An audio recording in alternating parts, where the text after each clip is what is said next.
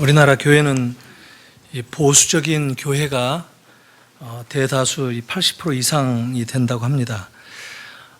그래서 특별히 이 오늘 본문이 기록되고 있는 아모스 이 예언서들이 그렇게 잘 읽혀지지 않고 설교 제목으로 본문으로 삼지 않는 경우가 아주 흔하고, 일반적으로 이 소선지서, 예언서들은 좀 잘 다루지 않는 경향이 있기도 합니다.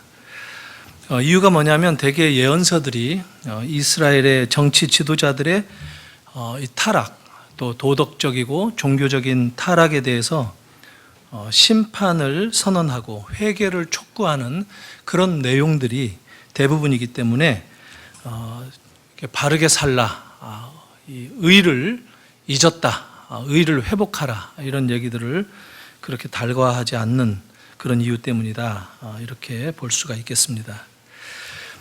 특별히 우리나라는 그 70년대, 80년대 오랜 기간 동안 민주화 운동을 해왔기 때문에 이 독재적인 정부 하에서 생활했던 그런 경험이 있어서 정의의 문제를 사회적인 이슈로 제시하는 그런 것들이 상당히 많은 핍박을 초래하는 일이었고, 그래서 대부분의 교회들은 이런 부분들을 정면으로 도전하기보다 좀 더 진보적인 교회, 좀 소위 운동권적인 그런 이 운동을 하는 교회에서 주로 이 아모스를 많이 얘기하곤 했었습니다.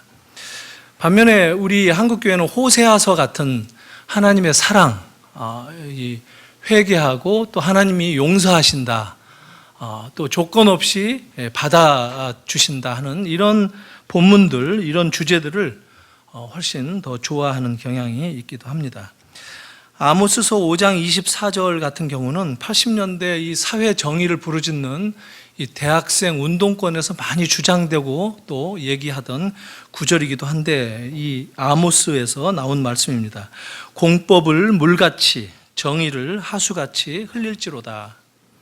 그러니까 율법을 잘 지키고 의를 회복하라, 의롭게 살아야 된다는 그런 말씀인데, 이게 듣기는 아주 참 좋은 말씀이지만 의를 강조하면 할수록 의롭지 못한 사람들은 좀 부담스러워하게 마련입니다. 그래서 그런지 많은 사람들이 이 아모스서를 설교하는 것을 부담스러워할 뿐만 아니라 또 듣는 입장에서도 좋은 말씀 다 놔두고 왜 그런 말씀 이렇게 다루는가, 이런 생각을 해서 싫어하는 경향들이 있습니다.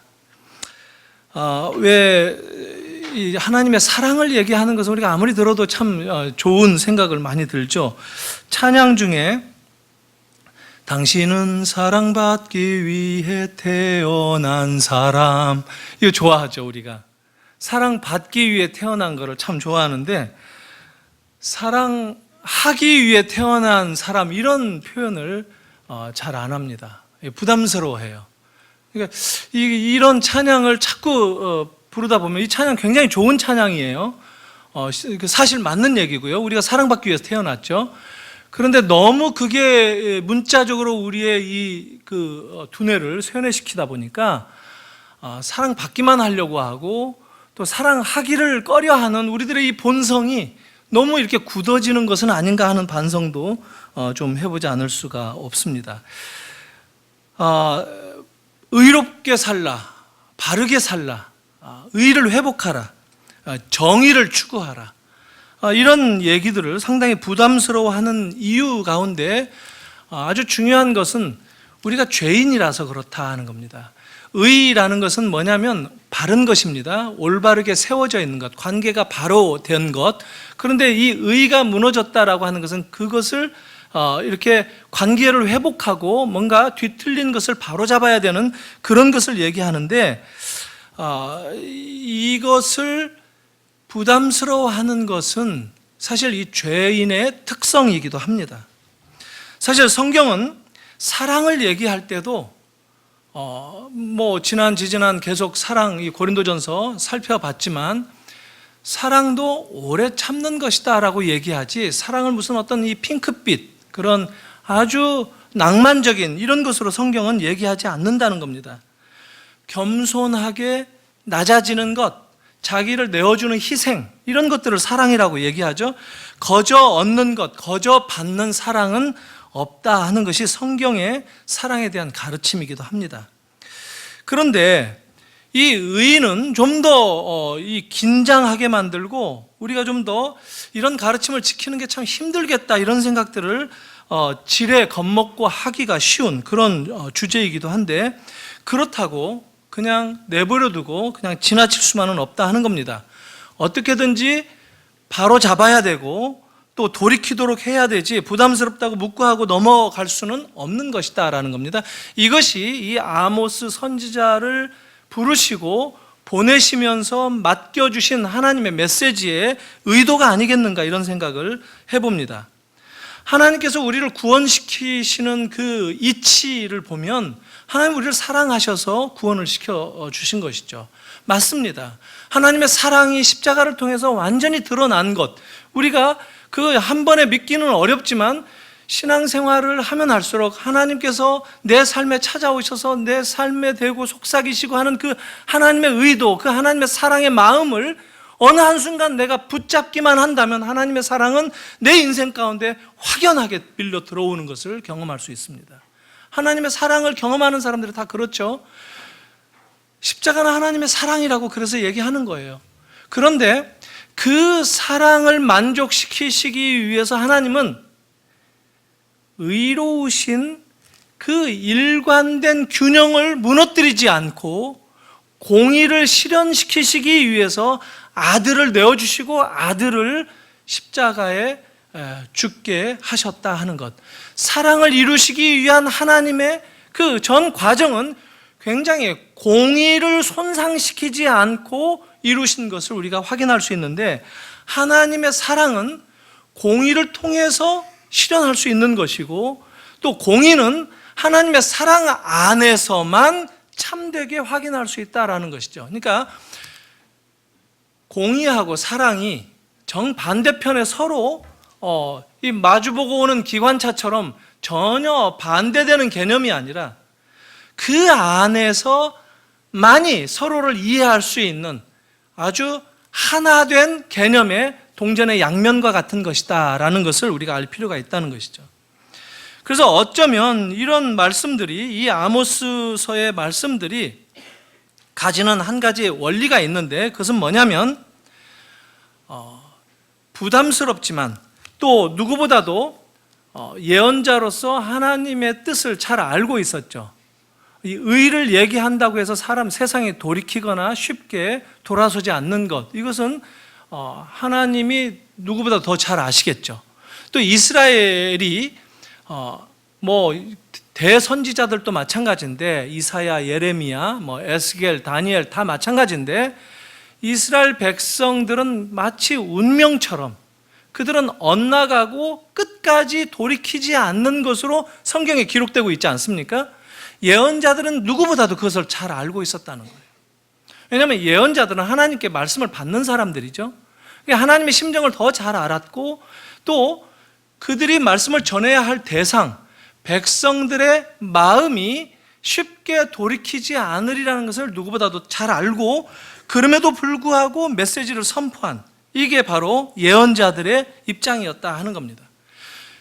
그럼에도 불구하고 그들은 말씀을 전할 수밖에 없었는데, 그것은 뭐냐면 그들이 받은 말씀, 그들이 보냄받은 바 되어서 말씀을 들고 나아가서 전할 때, 선포할 때 이것을 전해도 되고 안 전해도 되고, 이것은 어떤 것만 추려서 전하고 어떤 내용들은 부담스러운 것들은 빼고 이러는 것이 아니라, 그들은 자기들이 선택할 권한이 없는 받은 사람, 곧 소명받은 사람으로서 어쩔 수 없이 백성들에게 나아가는 하나님의 일꾼이었다라고 하는 것이 특징이라는 겁니다.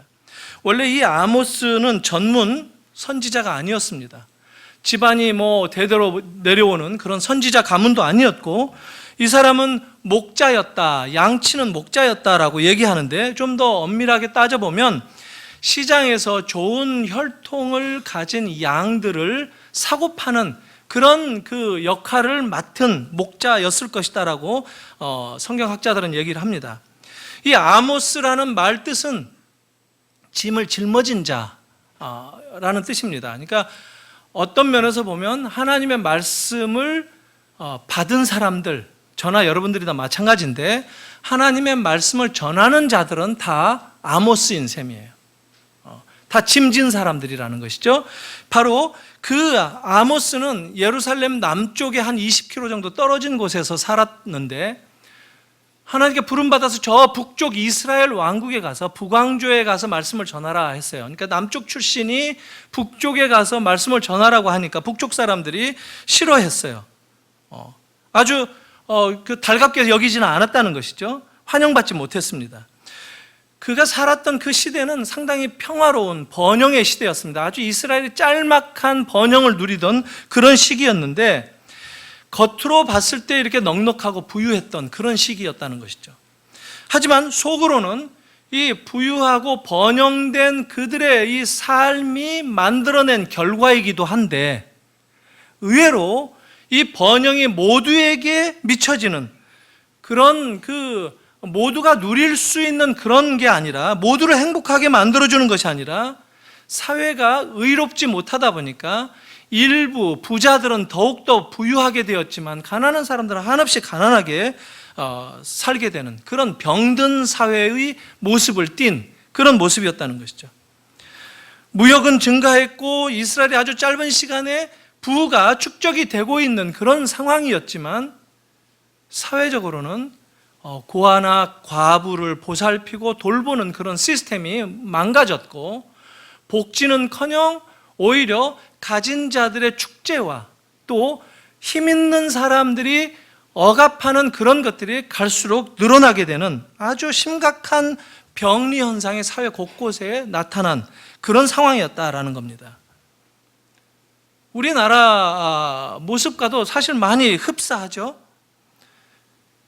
삼성 여러분 굉장히 위기 가운데 놓여 있다 이런 얘기들 종종 듣죠. 미디어를 통해서. 아마 틀린 말은 아닐 거예요. 노키아라고 하는 세계 1위의 이 휴대폰 회사가 한순간에 무너지는 것을 봤거든요. 그러니까 1등주의라는 게 항상 쫓기는 입장이기 때문에 늘 위기 가운데 놓여 있는 게 사실입니다. 애플이라고 하는 이 휴대폰 회사에 의해서 노키아는 그냥 지금은 없어졌어요. 완전히 회사가 완전히 없어진 그런 상황이 되었는데 그것을 삼성이 계속 위기로 받아들이고 있다는 것이 어떻게 보면 참 건강한 자세이기도 하고 또 어떻게 보면 좀 심한 엄살이다. 또 실제로 위기가 그보다 더 클 수도 있다. 이런 얘기들을 많이 합니다. 자, 그런데 분기마다 이 7조씩 이익을 내는 회사예요. 7조면 동그라미를 몇 개를 쳐야 될지 모를 정도로 어마어마한 액수입니다. 이렇게 벌어들이는 회사가 위기다라고 얘기를 하는 것은 사실 그렇게 정당한 표현만은 아닌 것 같아요. 우리는 그럼 저거를 어떻게 해석해야 될까? 어떻게 받아들여야 될 것인가? 아주 이게 우리가 살고 있는 이 현실이라는 것이죠. 반면에 부자들은 그렇게 부를 축적하고 쌓아가는데도 불구하고 위기를 얘기하고 여전히 나는 배고프다 이런 입장인데 가난한 사람들은 더욱더 가난해질 수밖에 없는 그런 구조 가운데 놓여 있는 거. 이게 사회적으로 우리나라가 굉장히 심화되고 있죠. 지난주 여러분들도 아마 기사 가운데 읽으셨던 분들이 있겠지만 우리나라의 조선소마다 어떤 이 르포 기자가 탐사를 해보니까 과거에 조선소마다 배를 거의 건조하느라고 정말 부산하고 바쁘고 그랬는데 조선소마다 배를 만드는 조선소가 거의 없을 만큼 텅 비어 있더라는 거예요. 지금 우리나라 현실이 그렇다는 거예요. 굉장히 아주 어려운 상황, 경제적으로 굉장히 어려운 상황이 지속되고 있고 앞으로 이게 어느 방향으로 더 심화될지를 모르는 그런 상황 가운데에서 가난한 사람들은 점점 설당이 없는 거예요. 사회적인 모든 구조가 비정규직으로 다 내몰리고 있고 하는 것들을 우리가 늘 듣습니다. 그것 때문에 세상은 늘 떠들썩하다고 하는 거예요. 하나님이 보시기에 아니 누가 봐도 이런 원인과 이유가 어디에 있느냐? 바로 정의가 무너졌기 때문이다라고 본다는 겁니다. 근데 성경은 그 이면에, 그런 정의가 무너진 이면에 진정한 이유가 무엇이냐라고 얘기할 때 성경은 그들이 하나님을 떠났기 때문에 그렇다라고 지적을 한다는 겁니다. 그것이 아모스가 오늘 얘기하는 진정한 메시지의 내용이기도 합니다.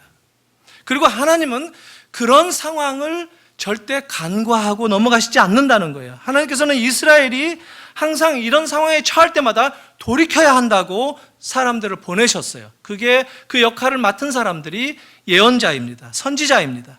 아모스를 통해서도 지금 생생하게 아주 힘있게, 그리고 그들이 무너뜨린 그 의, 공의, 정의를 회복하도록 촉구하는 그런 내용들이 구구절절 담겨 있는 것, 그것이 오늘 본문이기도 합니다. 이스라엘 백성들은 외형적인 신앙생활에 지금 빠져 있어요. 종교적인 거칠애를 강조하다 보니까 하나님을 만난다고, 하나님께 제사 드린다고, 예배하러 나온다고 떠들썩하고 항상 그러기는 한데, 그러나 실제 종교적인 의미는 별로 없는, 추구하지 않는 그런 상황 가운데 처하게 되었다는 것이죠. 지금 4절에 뭐가 나옵니까? 베델이 나옵니다. 베델에 가서 뭐 하라고 했느냐면, 베델에 가서 범죄하며 길갈에 가서 죄를 더하라. 지금 이 굉장히 아주 정상적인 표현이 아닌 것 같아 보이죠? 베델은 야곱이 특별히 하나님을 만난, 그래서 경배한 그 장소로 삼은 뒤부터 여전히 이스라엘의 종교적인 중심지가 되어 왔습니다. 이스라엘은 베델을 가장 중요한 곳으로 여겼고 가장 우선적인 하나님을 만나는 예배의 장소로 여기는 곳이었습니다. 하지만 지금은 그 베델이 빈 껍데기뿐 남지 않았다라는 것입니다.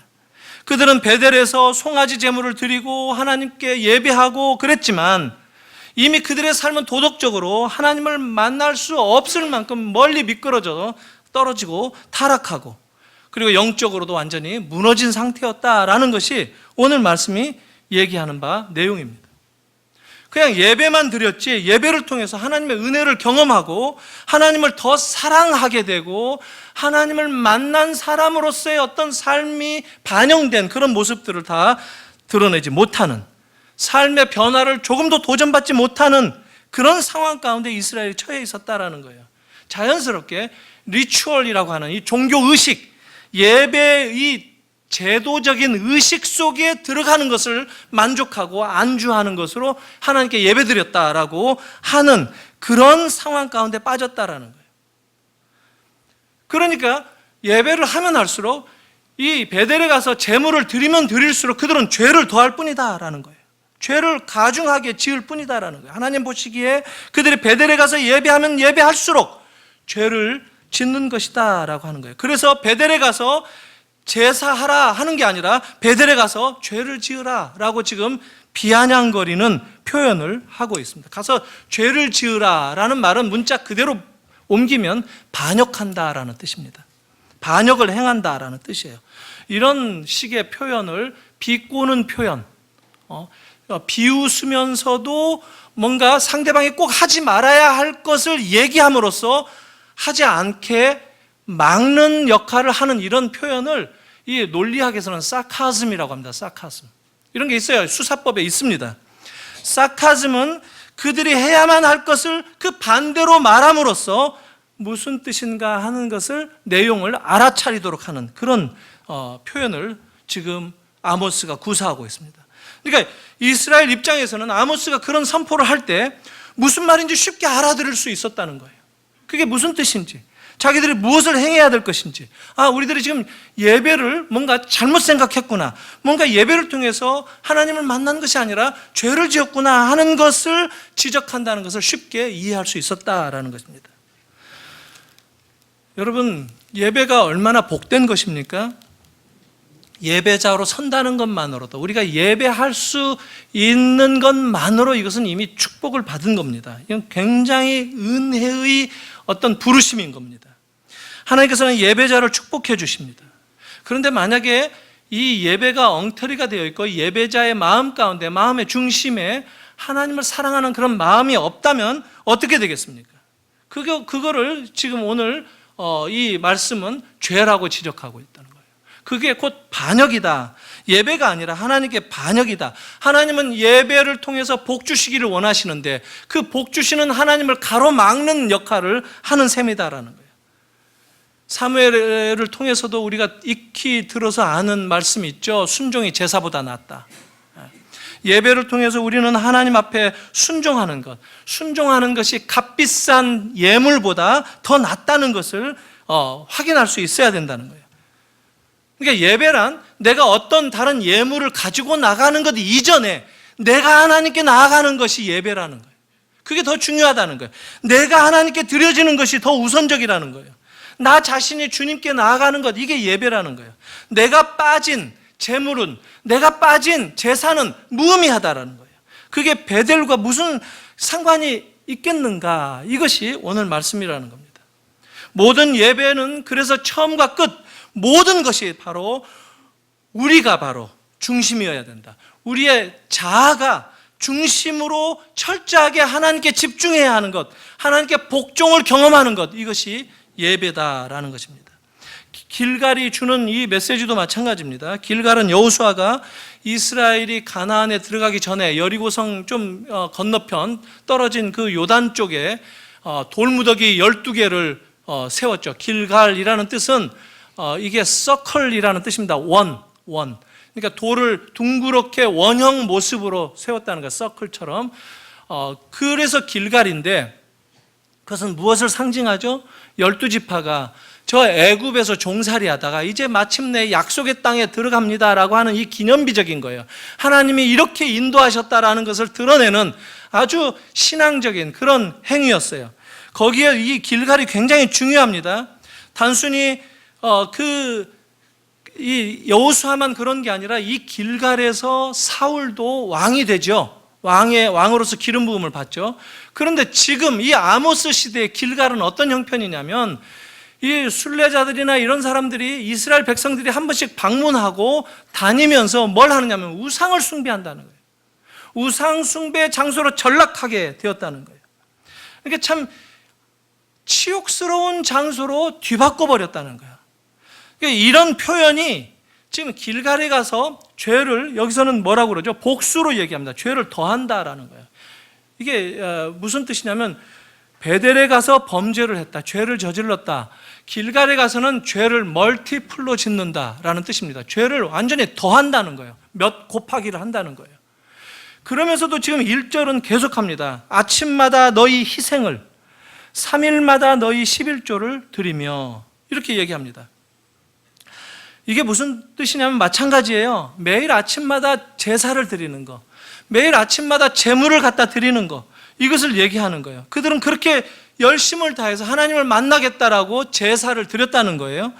원래 이 3일마다 11조 드리는 거 이런 건 성경에 없습니다. 원래 3년에 한 번씩 구제의 11조가 신명기 14장 28절 29절에 나옵니다. 제가 한번 읽어드리겠는데요. 3년에 한 차례씩 11조를 드림으로써 그것으로 구제하는, 누구를 돕느냐면 고아라든가 과부라든가 객들을 위해서 사용하도록 하라 하는 그런 11조가 3년에 한 번씩 구별되는 그런 11조입니다.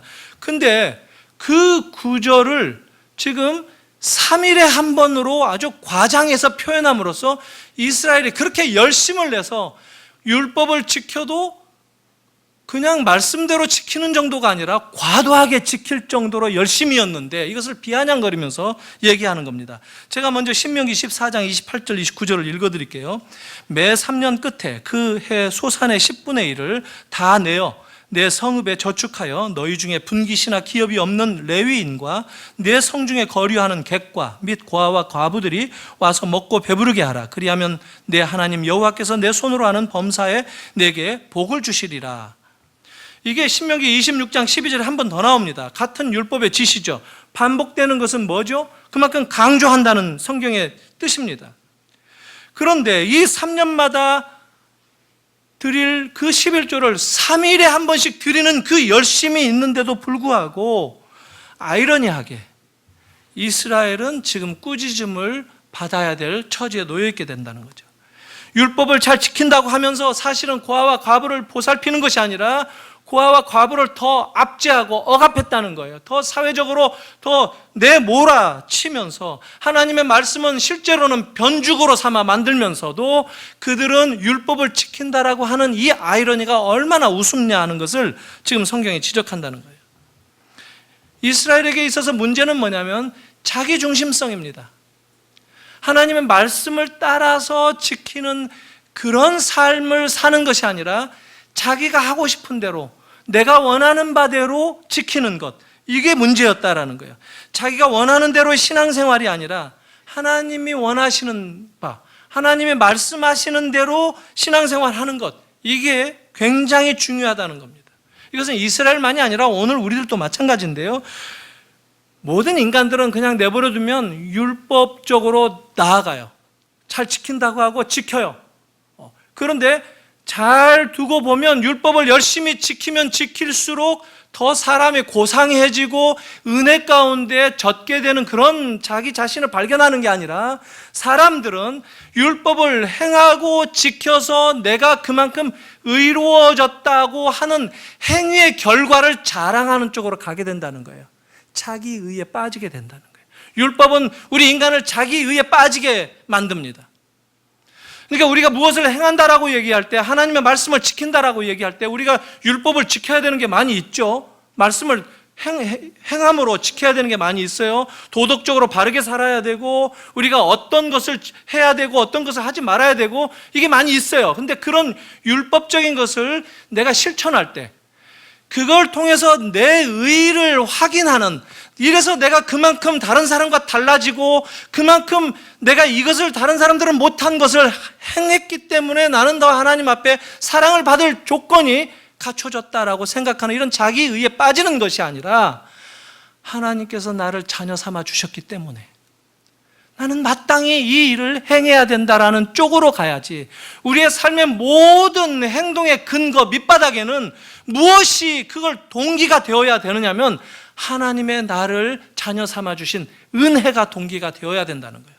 내가 율법을 지키면 의로워진다가 아니라, 나는 이미 하나님의 부름을 받고 나는 죄인이었지만 하나님이 내 죄를 용서해 주시고 의인 삼아 주셨기 때문에 나는 마땅히 이런 삶을 살아야 된다는 것이죠.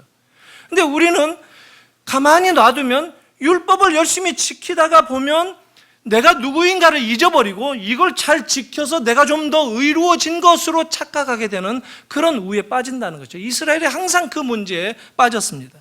그 쳇바퀴를 돈 것이에요. 그러니까 예배를 드리면 예배를 통해서 우리가 누구인가, 하나님이 나를 불러주셨고 나를 만나주시고 나에게 은혜를 주시는 분, 그 하나님을 내가 다시 만나는 것이 예배이고, 그 예배를 통해서 나는 하나님을 향한 더 진지하고 더 성숙된 사랑을 표현하고 하나님을 높이는 것, 하나님을 그 영광을 참여하는 것, 이것을 경험하는 것이 예배여야 되는데, 나는 예배를 했고 예배를 통해서 나는 어떻게 했고 무엇을 행했기 때문에 나는 좀 더 구별된 어떤 다른 존재가 되었다라고 자기 의의를 확인하는 쪽으로 간다면 이것은 넌센스라는 것이죠. 지금 그것을 얘기하는 겁니다. 예배는 하나님을 만나는 것이죠. 하나님을 만나면 우리 모두는 다 죽을 수밖에 없습니다. 하나님을 본 자가 어디 있냐고 하지 않습니까? 그래요. 우리는 하나님을 만나는 것이 예배인데, 이 예배를 통해서 우리는 자아가 죽는 것을 경험해야 된다는 거예요. 나를 내려놓는 겁니다. 주께서 이제 내 안에 거하시게 되고 주께서 내 인생 가운데 들어오시게 하는 그런 아주 놀라운 고백이 예배를 통해서 경험되어져야 된다는 거예요. 그래서 나는 죽고 다시 부활하신 예수 그리스도의 그 능력이 부활해서 나를 다시 부활시켜서 그 부활의 하나님의 자녀로서 그리스도인으로서 이제 우리는 살아가야 된다는 것이죠. 이게 예배를 통해서 경험되고 있습니까? 이게 예배를 통해서 우리에게 주시는 하나님의 은혜인 것을 우리가 붙들어야 되는 거예요. 하나님 우리에게 이런 은혜 주시기를 원하셔서 우리를 예배자로 부르시는 겁니다. 이게 축복이 아니고 뭐겠습니까? 사랑하는 성도 여러분, 이 하나님을 만나시기를 바랍니다. 이 하나님 앞에 나를 내려놓는 것을 연습하는 것, 이것이 축복인 것을 우리가 고백하고 확인하는 것이 필요하다는 거예요. 그런데 이 예배가 거칠애가 되면 안 됩니다. 예배가 이 의존적으로 리추얼하게 자꾸 제도적으로 뭔 어떻게 해야 되고 뭔 어떻게 해야 되고 이렇게 가다 보면 예배가 좀 더 아름다워져야 되고 그게 어느 정도 필요하죠. 아름답고 하는 것들이 필요하죠. 그러나 그 아름다움의 노예가 되어서는 안 된다는 거예요. 그 제도가 담고 있는 하나님의 요구가 무엇인가, 하나님의 그 성령을 통해서 우리에게 깨닫게 하시는 그 내용이 무엇인가 하는 것을 놓쳐서는 안 된다는 것이죠. 오늘 본문은 사실 5장에, 다음 장에 가면 이렇게 얘기합니다. 결국 거칠애보다도 더 중요한 게 나를 찾는 것이다 라고 얘기하는 겁니다. 우리는 어떤 다른 모든 이 형식이나 제도나 이런 것들을 다 팽개치고라도 하나님을 만나고 하나님을 구하고 하나님을 찾는, 이게 예배 가운데 중심이 되어야 된다는 것을 얘기하는 건데, 그러려면 하나님께 제대로 돌아오라 하는 건데, 이렇게 얘기합니다. 5장 4절부터 6절까지입니다. 여호와께서 이스라엘 족속에게 이와 같이 말씀하시기를 너희는 나를 찾으라. 그리하면 살리라. 베델을 찾지 말며 길갈로 들어가지 말며 브엘셰바로도 나아가지 말라. 길갈은 반드시 사로잡히겠고 베델은 비참하게 될 것임이라 하셨나니 너희는 여호와를 찾으라. 그리하면 살리라. 그렇지 않으면 그가 불같이 요셉의 집에 임하여 멸하시리니 베델에서 그 불들을 끌 자가 없으리라.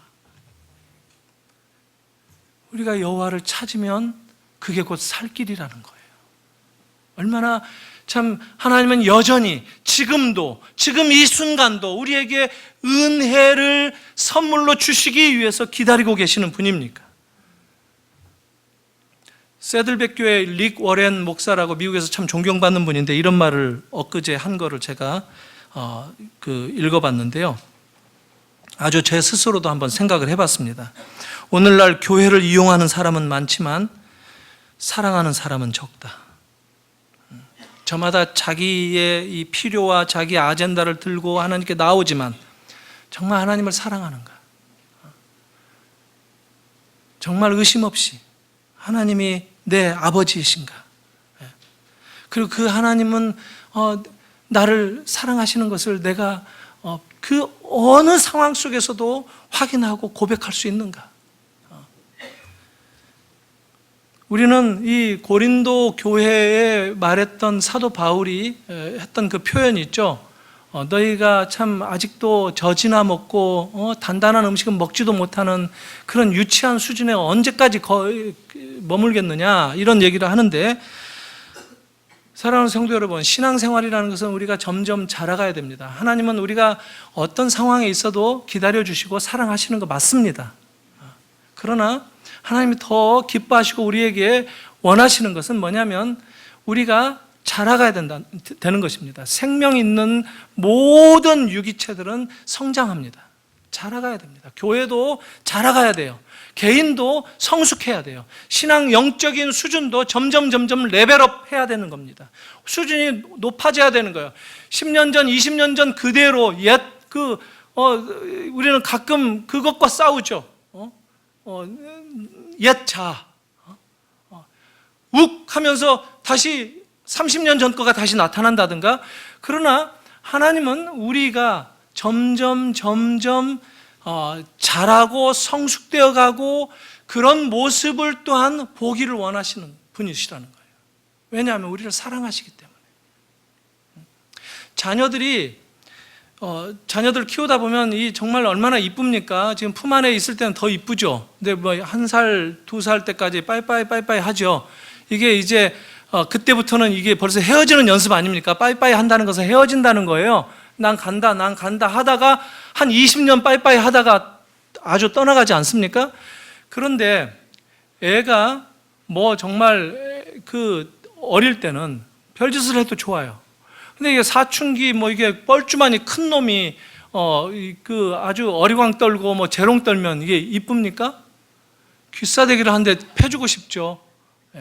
사실 우리가 하나님 앞에 어리광 떨고 정말 그런 거 작은 거 가지고도 막 하면서 있는 그대로를 우리의 이 연약한 신앙이라 할지라도 그런 걸 내어놓는 거 하나님 받아주십니다. 하나님이 기뻐하세요. 그리고 그런 우리를 보시면서도 하나님이 너무 정말 기뻐하신다라고 얘기를 하세요. 그런데 언제까지? 계속 언제까지 그렇게 마냥 그래야 되는가?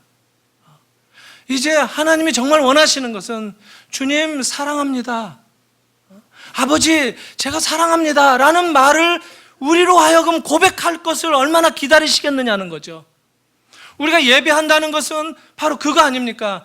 주님께 향한 우리의 사랑을 고백하는 그런 우리 모든 성도들의 합일된 하나 된 고백을 지금 주님께 털어놓는 그런 행위 아닙니까? 찬양을 하는 것도 마찬가지죠. 하나님 앞에 하나님을 높이는 그 찬양을 통해서 우리가 하나 된 신앙을 주님께 향하도록 하는 것, 그거 아니겠습니까? 저는 제 아버지가 2살 때 할아버지를 이제 잃으셨다고 해요. 그러니까 아버지 없이 이제 크신 거예요. 자라신 거예요. 홀어머니 밑에서. 그래서 이제 저희가 6남매인데 그러니까 형들이 둘 해서 남자가 3형제인데 아버지가 어떤 역할을 해야 되는지, 그러니까 보고 자란 그것이 없기 때문에 그런 얘기를 우리한테 솔직하게 얘기를 해 주셨어요. 그러면서 어떻게 하는 것이 아버지로서 정말 자녀들에게 가장 사랑을 줄 수 있을 것인가 하는 것을 늘 고민하면서 사랑을 해 주셨어요. 물론 뭐 마냥 이뻐만 해 주신 게 아니라 잘못할 때는 사정없이 얻어맞기도 했는데 그게 뭐 사랑이죠. 근데 크면서 점점 커가면서 제가 이 청소년기를 지나고 하면서 20살이 넘어가니까 참 뒤늦게 깨달았지만 아버지가 정말 우리를 사랑하셨고 아버지가 참 존경스러운 분이시다. 정말 우리 이 가족들을 향한 일방적인 그 사랑만이 아니라 아버지로서, 인간으로서, 한 남자로서 참 아주 멋진 삶을 사셨구나. 아주 시골에서 촌노로 이렇게 늙어가셨지만 저는 그래서 어디 가서든지 가장 존경스러운 사람 한 명만 고르라라고 얘기하는 질문을 받으면 우리 아버지다라고 서슴없이 얘기했었습니다. 그리고 나중에는 아버지 사랑합니다. 이 말을 이게 입 밖으로 나오질 못해가지고 돌아가실 때 얘기를 했어요. 아버지 사랑합니다. 고맙습니다. 아버지 존경합니다. 그러니까 그게 조금 보면 후회스러워요. 그러니까 남자들이 아버지의 뒷모습을 봤을 때 아버지가 좀 초라해진 모습이 보여진다라고 하는 걸 느끼면 철든 거 아닙니까? 아버지를 사랑한다라고 고백하는 그런 자리, 이것을 아버지라면 참 기다리실 것 같아요. 하나님도 그와 마찬가지예요. 우리에게 모든 것을 다 해주시고 우리의 모든 어리광과 부탁과 이런 걸 다 들어주시는데, 그러나 하나님은 우리가 좀 더 성숙해져서 주님 사랑합니다, 이렇게 말해줄 것을 기다리시지 않겠나. 이런 인격적인 만남을 하나님은 원하신다는 거예요. 예배는 그러기 위해서 우리에게 주신 선물이라는 거예요. 예배를 통해서 하나님은 우리의 마음을 얻기를 원하시는 거예요. 예배를 통해서 우리가 하나님 앞에 마음을 가지고 나오는 우리의 모습을 하나님은 기다리신다는 거예요. 여러분, 혹시 마음을 놓고 오셨습니까? 한번 확인해 보십시오. 확인하셨다면 주님, 제가 이 마음을 주님께 드리겠습니다. 주님, 제가 이 마음으로 주님을 진심으로 사랑하겠습니다. 이런 고백을 이 예배 가운데 찬양을 통해서 말씀 앞에 말씀을 들을 때, 예, 그렇습니다, 제가 그 말씀대로 순종하겠습니다, 이런 것들을 예배 가운데 경험하는 것, 이게 진정한 예배다라고 얘기한다는 겁니다. 하나님은 이스라엘을 이렇게 심판하시기도 합니다. 그러나 이 아모스 9장에 가보면 다윗의 무너진 장막을 내가 다시 회복하겠다라고 하는 약속도 또 주세요. 그러니까 하나님은 심판 속에서도 사랑을 놓지 않으시는 분이시다라는 거예요. 여러분, 혹시 내가 종종 신앙생활 하다 보면 그런 생각을 할 때가 있어요. 저도 사실 그럴 때가 있어요. 이게 굉장히 미신적이기도 하고 이게 죄인이라 그렇다라고 저도 생각을 할 때가 많이 있는데, 이거 내가 지금 하나님 나한테 벌 주시는 건가? 하나님, 내가 잘못해서 이러는 건가? 아니에요. 하나님은 우리를 사랑하셔서 그런 거예요. 하나님은 나를 사랑하셔서, 나를 정말 사랑하셔서, 아들을 내어주실 만큼 사랑하셔서, 이 세상 그 무엇보다도 나를 사랑하셔서 나에게 이런 경험 저런 경험도 주시는데, 약속은 무엇이냐면 반드시 나를 회복시킬 것이다 라는 겁니다. 이것을 우리가 붙들고 가는 것이 신앙생활이라고 생각합니다. 사랑하는 성도 여러분, 말씀을 한번 맺겠습니다. 한 가지만 다시 한번 생각하면서 말씀을 맺고 싶은데요. 제가 오래전 신학 공부를 할 때 손봉호 선생님 그 책을 읽으면서 참 오랫동안 머릿속에 제 삶을 이렇게 이끌어가는 어떤 중심 축이 되기도 했는데요. 이분의 이 박사 논문이었어요. 이게 뭐 제목도 굉장히 복잡한 거를 에드먼드 후설이라고 하는 현상학 철학자를 공부한 건데 제목을 뭐로 붙였느냐면 Science and Person, 학문과 인격이라는 제목을 붙여가지고 그 부제는 에드먼드 후설에 대한 현상학의 이해 뭐 이렇게 한 건데, 한 연구 결론에 이런 단어가 눈에 띄었습니다. 그게 안 믿는 사람들 그 틈바구니 속에서 철학으로 논문을 쓴 건데, 거기에서 프로페틱 패시미즘이라는 단어를 써서 나는 이 프로페틱 패시미즘을 붙들고 살아가겠다는 얘기를 하신 거예요. 이게 예언자적인 비관주의 이렇게 되겠죠. 그러니까 예언자라면 하나님의 말씀도 붙들고 하니까 미래를 낙관하고 뭔가 해야 되는 건데 그렇지 못하다는 거예요. 예언자는 이 세상이 뭐 정말 좋아질 것이다 이렇게만 보고 이 세상을 완전히 이상적인 나라로 만들겠다, 이게 예언자가 아니에요. 성경의 모든 예언자는 이스라엘이 돌아오지 않을 것을 알고도 하나님의 말씀을 외쳤던 사람들인 거예요.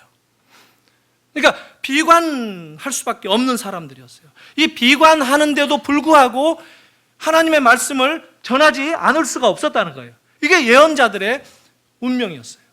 이스라엘의 운명을 뻔히 알았어요. 그들은 하나님께 돌아오지 않을 거예요. 그래서 더 큰 심판 아래 놓일 거예요. 그러나 그런 이스라엘이 하나님의 말씀을 전해야 되는데, 그런 이스라엘에게 전해야 되는데, 이것을 이 말씀을 전하면 순진하게 돌아오겠다 이렇게 생각하고 확신 가운데 전한 사람들이 선지자들이 아니었다는 거예요. 실제로 이스라엘은 돌아오지 않았습니다. 포로로 잡혀가기도 했었고 아주 끝내 하나님의 그 애물단지가 되었죠. 그게 선지자가 가지는 마음이다라는 겁니다. 이 프로페틱 패시미즘, 프로페틱 옵티미즘이 아니라, 낙관론이 아니라 비관론을 가지게 된다는 거예요.